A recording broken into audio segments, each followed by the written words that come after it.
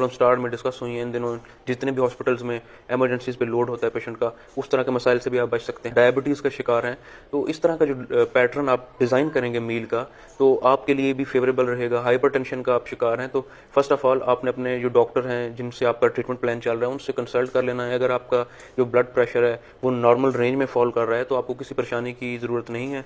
अगर वो आपका डिस्टर्ब्ड है, वो डिरेंज्ड है, तो आप उनसे मेडिसिन साथ ऐड करवा के आप मील को कंट्रोल्ड पोर्शन में आप वो ले सकते हैं। मील है आपका, आपने उसको जो फ्राई करना है वो भी ज़रूरत से ज़्यादा फ्राई नहीं करना।